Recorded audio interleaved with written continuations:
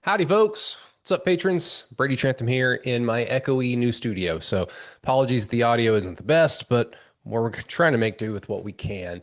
So, had a whole bunch of clips from the spring game that I wanted to address, mainly just about John Mateer, only about John Mateer. Now, as you know from listening to the show, I'm not a scout. I'm not a Twitter scout. I do not know how to get guys drafted into the NFL by way of them improving their mechanics, so on and so forth. But just like most of you, I've watched a ton of football.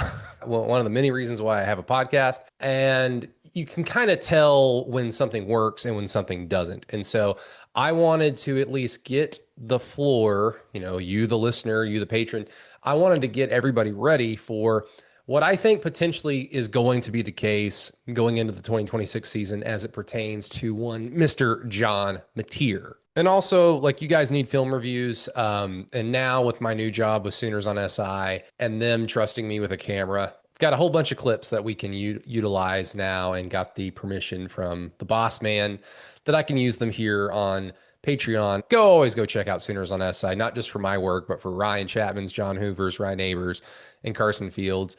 We try to do a very good job. So go check out Sooners on SI. And speaking of the camera, it was my first time ever shooting a football game with a video camera. So are the angles the greatest? No, they're not. Did I stand probably in the wrong spot because I was a rookie? Of course I did. Not the best angles on all of them. I'll try my best to crop, to slow things down, to really emphasize what I'm talking about. But there are a few shots where Brent Venables is standing right in the way of my shot because I was a dum-dum and stood in the center of the end zone instead of on the corners where all the other experienced videographers were. I thought, well, if they're over there, I want to be over here and get something different. So without further ado, let's break down John Mateer's feet. Now, as you can see, that's what I was talking about. I'm dead center in the end zone. Brent Venables is going to be blocking a few shots, but let's watch this first play in its entirety from my shitty angle. It's just an out route to Parker Livingston. So let's watch it. And so what I wanted to highlight on this one is look at number 2, Omarion Robinson. He comes off on a blitz. Mateer shrinks his foundation, leads to an unstable base. And so what do I mean by that is, let's watch it right here. Please move, Brent. Is it going to kill you to move? So here comes Omarion on the right side. He brings his knees closer to essentially try to avoid Omarion Robinson, who jumps. It's subtle, but he did a good job of using a little bit of feet work to avoid a safety crashing down off a blitz. And really the other side of the coin is John kind of doing a tiny little hop at the end of the throw, which it was probably going to be an inaccurate throw anyway, but him jumping at the very end just put the cherry on top. Well, let's watch this next play. Completed pass to Hayden Hansen.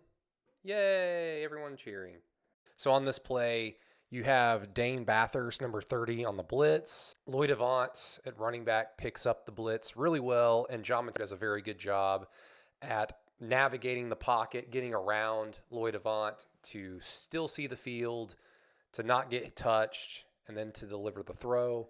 So John's little wild foot motion to avoid the pressure, to get around the blitz, is probably what turns this from a completed pass, which is great, but it could have been a touchdown pass with a better foundation from John Mateer. But him trying to avoid the pressure is probably what turns that into just a completed pass. This is the big Whit Neubauer rollout, throw, and catch by Jashir Rogers. And I wanted to use this as a counterexample to better address what I'm talking about. I always like these play designs. You roll wide, you have a receiver going in so that you can stop. Safeties always bite down. It's open over the middle of the field. I love it. So this is not me saying Whit Neubauer is a better quarterback than John Mateer, but on this play, Whit Neubauer showcases an ability to know how to use his feet. See, on this play, there's just no wasted motion with his feet. He stops, he gathers himself, he gets a good foundation, and then he looks for his receiver and delivers the throw. I mean, I hate to pick on John, but that's what we're doing here. After watching John play for over a year, it really feels like if this was John, there would be a few wasted steps with his feet, putting him off balance. He probably would have hopped on the throw, leading it to be an incomplete pass. Now I say that, and this happens. This is the Isaiah Satania touchdown. It's going the opposite way, so apologies, but there he is right there. They end up calling him down at the boundary to put the offense into a red zone opportunity. And as typical with John, there's a lot of good and there's a lot of bad on this play. And there's pressure on the right guard spot to Ryan Foje. Mateer does a really good job at navigating the pocket, keeping his eyes downfield because he knows that he wants to go to Satani on this play. Gets around the pressure, delivers the throw, and the result says, great job. But here, the problem, and it's consistent with John as well, is his feet. Now, again, this is nitpicky, but he's QB1 at OU. And games are won and lost because of nitpick stuff. But right there is when he should have thrown the ball. So let me try to go back to it.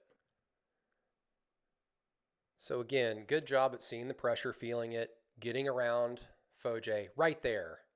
That extra little step motion he makes could be the difference between a completed pass or an interception or an incomplete pass. Because once you're an SEC play, you're playing against a bunch of NFL dudes. This one to do little with his feet and more with his throwing motion. This is where his throwing motion can get him in trouble.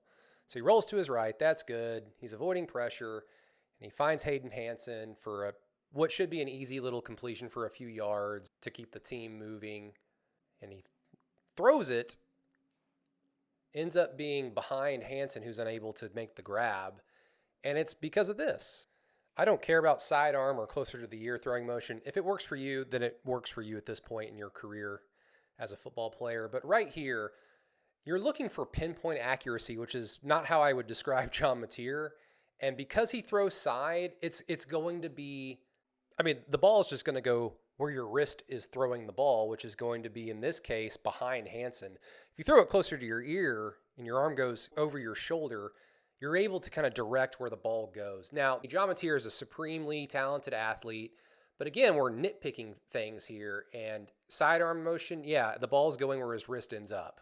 So silly production note, I had the wrong mic turned on, so that's why my voice sounds a little bit better. But on this play, another sidearm thing, yuck. But more so than the throwing motion, again, this is another example of good and bad. So let's watch this. Rolls to his right, sees pressure coming, avoids it, steps up in the pocket, keeps his eyes downfield. But it really looks like he just holds onto the ball too long. And then he has to sail it out wide for an incomplete pass. Like, you can't see it, but Satania is more than likely open. As soon as John stops to avoid the pressure and steps up into the pocket is when he should have thrown the ball. And he waited too long. And therefore, Satania is running out of room. So he just has to sail it. And this one's really easy to just see. The footwork is fine.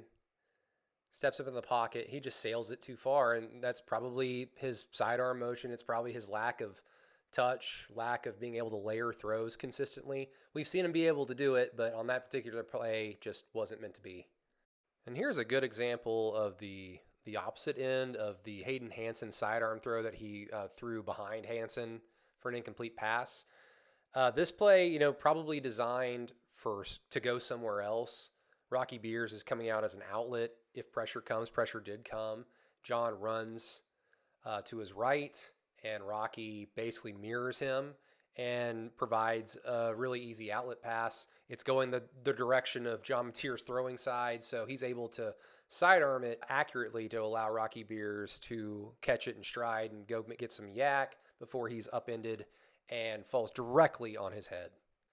And this is just a really good example of John at his best.